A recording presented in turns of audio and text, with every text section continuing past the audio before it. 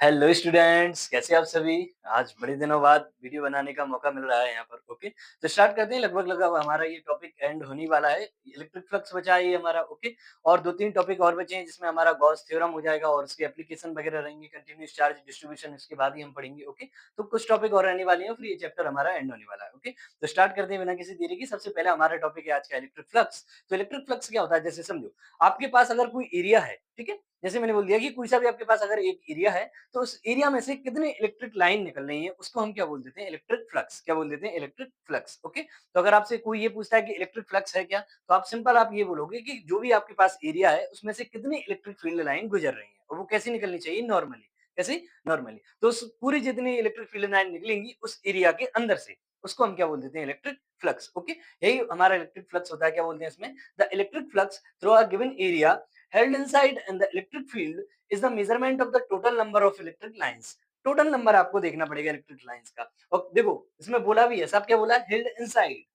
जो भी आपके पास एरिया रहेगा उसके अंदर से कितनी इलेक्ट्रिक फील्ड लाइन निकल रही है। जैसे मैंने बोल दिया कि ये हमारे पास क्या है? इलेक्ट्रिक फील्ड लाइन जा रही है, ठीक है, ये हमारी क्या हो गई? इलेक्ट्रिक फील्ड हो गया, ठीक है। तो अब मैंने इसमें क्या करा कि एक मैंने क्या रख दिया? एरिया रखा, ओके, ये हमने एक प्लेट रख दी है, ठीक है? और ये जो इलेक्ट्रिक फील्ड है इनसे क्या बना रहा है? थोड़ा एंगल बना रहा है, ठीक है? ये हमने क्या बोल दिया कि ये इसने थीटा एंगल बना रखा है। तो ये इलेक्ट्रिक फील्ड लाइन ऐसी ही रखनी थी, तो मैंने एक एरिया यहाँ पर ऐसा बना दिया, ठीक है? एक सर्कुलर कॉइल, ऐसे ही मैंने बोल दिया कि सर्कुलर कॉइल मैंने यहाँ पर रख दी है, ठीक है? और वो इलेक्ट्रिक फील्ड लाइन के साथ में कुछ एंगल बना रहा है, ठीक है? तो अगर मेरे को इस प्लेट के अंदर से जितनी इलेक्ट्रिक फील्ड लाइन निकल रही है उन्हीं को हम क्या बोल देते हैं? Electric flux. बस जो आपको बस सिंपल क्या बात याद रखना है कि जो भी आपने प्लेट एरिया ले रखा है उस एरिया के कितने, यानी जो एरिया है उसके अंदर से कितनी इलेक्ट्रिक फील्ड निकल रही है, उसी को हम क्या बोल देते हैं? इलेक्ट्रिक फ्लक्स बोल देते हैं। क्या बोल देते हैं? फ्लक्स बोल देते हैं, ठीक है। अगर मैं इसको निकालना चाहे तो हम इसको लिखेंगे कैसे?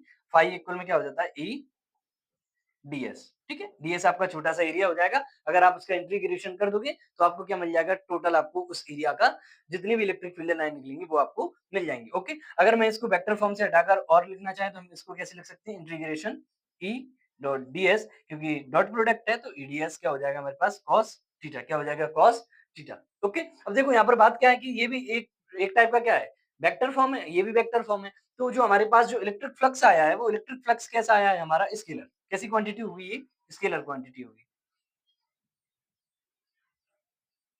ठीक है। तो हम ये तो समझ गए कि इलेक्ट्रिक फ्लक्स किसे कहते हैं। अगर आपके पास कोई सा भी एरिया है तो उस एरिया से कितनी इलेक्ट्रिक फील्ड लाइन निकल रही है। बस ये याद रखना है कि जो आपके पास एरिया है उसके अंदर आपको इलेक्ट्रिक फील्ड देखना है, उसके बाहर आपको इलेक्ट्रिक फील्ड को आप काउंट नहीं करोगे। ओके, तो जो भी आपके पास टोटल इलेक्ट्रिक फील्ड निकल रही है उन सभी को ऐड कर दो, है ना। ऐड करने का मतलब सिंपल, उसका इंटीग्रेशन कर देंगे छोटा सा एरिया लेके। ओके, तो ये बोल दिया मैंने कि ये जो मैंने बनाया ये क्या है? हमारे पास कैप है, एन कैप, मतलब ये एरिया वेक्टर है। जो मैंने सर्कुलर कॉइल ली है इसका कोई एक नॉर्मल तो बनाएंगे हम, तो हमने बोल दिया कि ये नॉर्मल एरिया वेक्टर हो गया हमारा, ठीक है। ये एंगल बना रहा है इलेक्ट्रिक फील्ड के साथ में कितना? थीटा, ठीक है। तो इसके लिए हम कैसे लिखेंगे फ्लक्स को? E dot DS, electric field उस छोटे से एरिया से, अगर उसका इंटीग्रेशन कर देंगे तो हमको पूरा फ्लक्स हमको मिल जाएगा, यानी इलेक्ट्रिक फील्ड लाइंस हमको मिल जाएंगे। तो इलेक्ट्रिक फ्लक्स आपसे अगर आप कोई पूछेगा तो सिंपल क्या है? कोई से भी एरिया में से कितनी इलेक्ट्रिक फील्ड लाइन निकल रही है वही आपका क्या हो जाता है? Electric flux. बात कैसी होनी चाहिए हमेशा? नॉर्मली। उस सरफेस से नॉर्मली जितनी इलेक्ट्रिक फील्ड निकलेंगी वही आपका क्या होता है? इलेक्ट्रिक फ्लक्स होता है, ठीक है। अब हम अगर बात कर रहे हैं कि कितने टाइप से हो सकता है, इसका अलग अलग एंगल ले सकते हैं, ठीक है। यानी अब हमको ये देखना है कि जो आपके पास इलेक्ट्रिक फ्लक्स है वो मैक्सिमम कब होगा, मिनिमम कब होगा, तो वो जो किस पर डिपेंड करेगा? वो उसकी थीटा पर। किस पर? थीटा पर। ओके, और यहाँ पर हमारे पास थीटा क्या है? तो थीटा है हमारे पास एंगल बिटवीन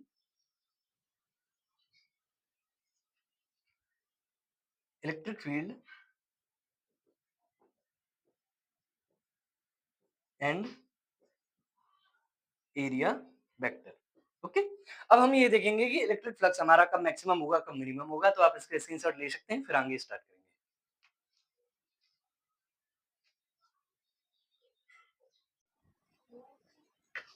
ओके, तो कुछ केसेस देखते हैं हम सबसे पहले। ओके, तो इसमें आपको निकालना है इलेक्ट्रिक फ्लक्स कैसे रहेगा।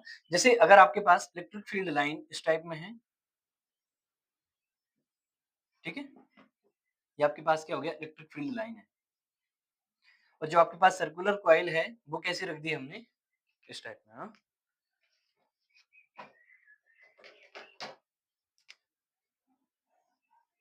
ओके। और इसका एरिया वेक्टर कैसा है? ऊपर की ओर जो इलेक्ट्रिक फील्ड साथ में कितना एंगल बना रहा है 90 डिग्री का। ये आपका क्या हो गया एन कैप। ओके, तो आपको इस जो आपके पास सर्कुलर कॉइल यानी प्लेट है आपका, इसका फ्लक्स बताना है आपको। क्या बताना है? फ्लक्स। ओके, तो हम कैसे निकालेंगे? सिंपल, फ्लक्स का फॉर्मूला क्या होगा? फाई इक्वल में ईडीएस कॉस थीटा, यही होगा। E D S cos theta. Okay, phi equal में क्या हो जाएगा? E D S cos. अब यहाँ पर देखो इलेक्ट्रिक फील्ड कहाँ पर है? इस टाइप में, और आपका एरिया वेक्टर कहाँ पर है? ऊपर। तो इन दोनों के बीच में एंगल कितना बन रहा है? देखो इलेक्ट्रिक फील्ड इस डायरेक्शन में, एरिया वेक्टर ऊपर, तो कितना बन रहा है? 90 डिग्री। तो कॉस 90 कितना हो जाएगा? कॉस 90। और cos 90 कितना होता है? cos 90 की वैल्यू कितनी होती है? cos 90 की वैल्यू होती है आपकी 0। cos 90 की वैल्यू कितना हो जाएगा? 0। तो ये टोटल आपका कितना हो जाएगा? 0। तो जब इस टाइप में अगर आप देखोगे, जब आपका एंगल कितना होगा? 90 डिग्री, तो उसमें आपका इलेक्ट्रिक फ्लक्स कितना होगा? आपका 0। कितना होगा? इलेक्ट्रिक फ्लक्स कितना हो जाएगा? 0। ओके, अगर हम सेकंड केस लेके देखते हैं, जिसमें आपके पास इलेक्ट्रिक फील्ड लाइन फिर आपके पास इसी टाइप में है। ओके, और आपके पास प्लेट है ये सर्कुलर कॉइल यानी प्लेट। ओके, जो एंगल बना रही है इलेक्ट्रिक फील्ड के साथ में 30 डिग्री। कितना? 30 डिग्री। ओके, ये इसका एन कैप हो गया, ये आपका इलेक्ट्रिक फील्ड हो गया। ठीक है, इलेक्ट्रिक लाइंस हो गई। ठीक है, तो आपको फ्लक्स बताना है तो कैसे निकालेंगे? ईडीएस कॉस थीटा, यही होता है फॉर्मूला फ्लक्स का। ओके, अब इसने क्या बोला है कि जो आपके पास जो सर्कुलर कॉइल है, वो इलेक्ट्रिक फील्ड के साथ में कितने एंगल बना रही है? 30 डिग्री। ओके, तो आपके पास थीटा कितना दिया है? 30। तो क्या हो जाएगा? ई डी एस कितना हो जाएगा? कॉस 30। ओके, और कॉस 30 कितना होता है आपका? कॉस 30 आपके पास होता है ईडीएस कॉस 30 कितना होगा? रूट 3/2। ओके, ये वैल्यू आपको याद होनी चाहिए। ये कांस्टेंट है और ये भी कांस्टेंट है, तो इनको बाहर लिख सकते हैं हम। तो क्या बचेगा आपके पास? ई बाहर आ गया, रूट 3/2 बाहर आ गया, बचा क्या?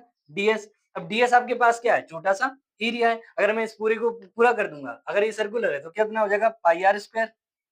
तो ई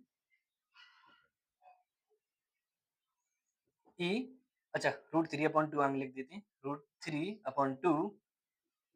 ये ऐसा कैसा? अगर मैं इस पूरे का इंटीग्रेशन करेंगे तो आपको क्या एरिया मिलेगा? और एरिया कितना होता है? पाई आर स्क्वायर। होगा कि नहीं होगा? तो आपके पास जो फ्लक्स आ गया वो कितना आ गया? Root 3/2 E pi are square. Okay, ये आपने क्या निकाल दिया? फ्लक्स निकाल दिया। और भी केस अभी हम करके देखते हैं। ठीक है, जैसे पहले आप इसके स्क्रीनशॉट लो, फिर हम और सॉल्व करेंगे इसको।